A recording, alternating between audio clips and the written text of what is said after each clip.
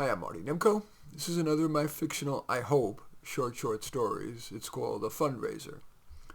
I had my usual breakfast, Pop-Tart with instant coffee. The kitchen table had gotten off balance again, so I readjusted the cardboard under one leg. I saw that the Mets were playing. They're the weakest opponent they could get into the wild card against my Dodgers.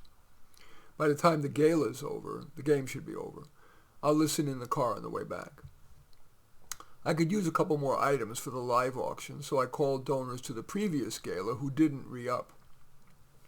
The guy who donated a week at his Hawaii condo complained.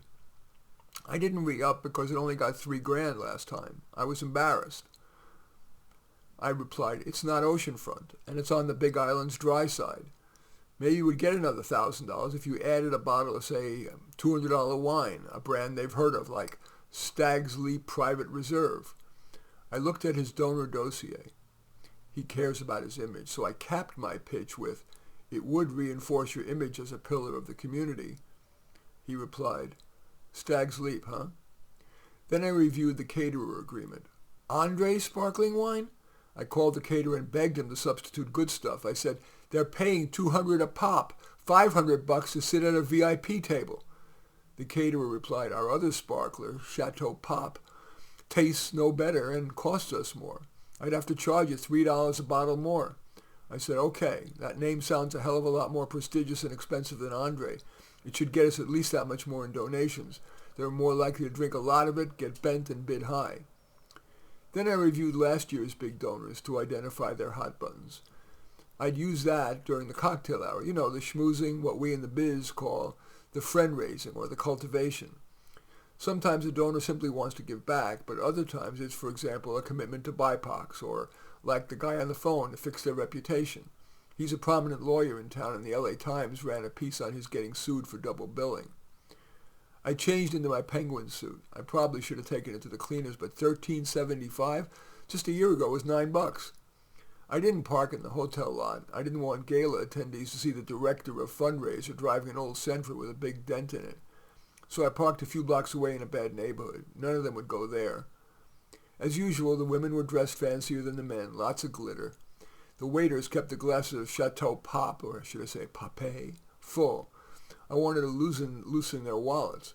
The bidding on the silent auction items was good, even though it was just the usual stuff. Free tickets to Paramount Studios, a shoreline cruise to Santa Monica, a gift basket of Southern California fruit, and so on. I also was schmoozing, mainly cultivating fat cats. We're on an aggressive schedule, one-on-one pitches to them next month, and then the gala at Christmas. A guy came up to me and said that he works in higher ed, quote, development. That's the insider's term for fundraising. He thinks donating to scholarships is stupid because it mainly substitutes the donor's money for the government's. If the college gets a donor's money, the college doesn't need to use the government's or the money in its own coffers. He also knows that pitching a, quote, matching grant is often a scam. The donor thinks that some other donor will then match their gift, but the donation is sometimes just matched against the name of someone who already donated. No new money gets donated. Of course, this all made me nervous, so I just said, I understand. Thanks so much. Excuse me, I need to use the little boy's room. As they were eating their dinner and drinking more Chateau Pape, a local high school choir sang, I Believe. The audience applauded a little longer than usual. Good. Then an appealing black girl got up and thanked them for the scholarship. A few people got teary. I knew she'd get him. Next it was my turn. Thank you all so very much for coming to Sing Loud and Proud, Leg Up LA's semi-annual gala. Tepid applause. I was hoping for more. Your generosity supports young scholars like Jamila. Wasn't she impressive? A little more applause, but still. I want to give a special shout out to our gold level and especially our platinum level donors. Your contributions are invaluable. And speaking of contributions, all donations tonight will be matched dollar for dollar. So bid high and bid often. Still tepid, damn me. And now, from the auction firm of Dewey, Cheatham, and Howe, just kidding, that's an old Johnny Carson joke, your auctioneer, Patrick McMaster. The small, bald man bounced up to the stage. He looks like a leprechaun. No, a gnome. To get the people to pay attention, he practically yelled, Great cause! Ready for some fun? The audience reaction was louder than for me. Damn. Ready for some action? The reaction was even louder. Okay, let's go. Item number 1, a football autographed by 49er great Joe Montana. Donor value? Priceless. But let's start the bidding at just $1,000. Silence. More silence. I was thinking, oh my God, I should have gotten some player from an LA team. All right, do I hear 800? Silence. Okay, 500, a bargain. Joe Montana, good cause. Finally, a paddle. Thank you. Okay, can I get 600? Silence. Going once, going twice. He waited for an eternity and then sold for $500 to number 162. Next item, a week in a Hawaii condo plus a free bottle of Stag's Leap 2018 Private Reserve Cabernet Sauvignon. I whispered to the auctioneer, you got to get 4,000. This is an amazing opportunity. Near the ocean, Hawaii. Just think of the romance. Donor value $6,000, but I'll start the bidding at just half that. Do I hear 3,000? Silence. And then manna from heaven, a paddle. Okay, now do I hear 3,500? Silence. And then, yes, a paddle. Now going for 4. Do I hear $4,000? Silence. More silence. More silence. How about 3,750?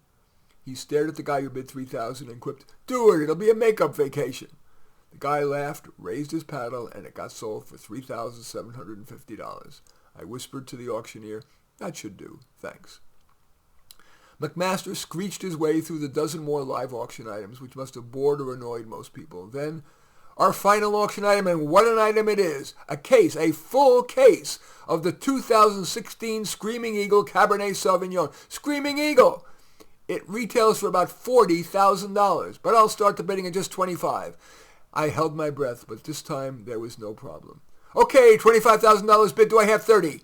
Yes, 35. And up it went. Finally, after we passed $40,000, it was down to 2 bidders. One was laughing, the other deadly serious. But they kept outbidding each other. One bid $50,000, and everyone was sure that would be it. But the other looked at her husband, who shook his head no, but she shouted, $60,000! Going once, going twice, sold for $60,000. A round of applause for the winner, number 237. You're going to love that wine. I thought, for $5,000 a bottle, they better. Then the auctioneer called up the president of a local community college to do the fund a need. She asked, less boisterously than the auctioneer, who'll give me $1,000? That'll cover a full year's tuition at my school. 3 people did. Now, who'll give $500? That'll pay for a semester's books. Well, at least most of them. A half dozen did. Finally, let's make it easy. $100. That'll pay for a textbook or 2.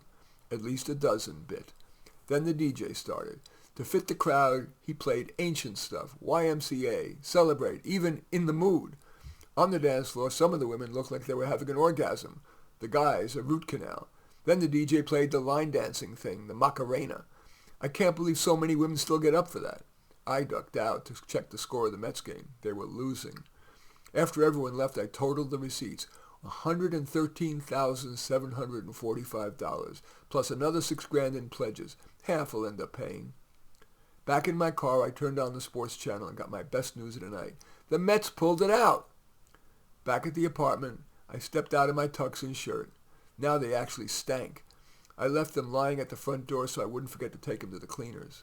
I got into a t-shirt, pulled out a bud, and watched a recording of the Mets game while writing handwritten thank you notes to the live auction winners, of course invoking their hot button issues.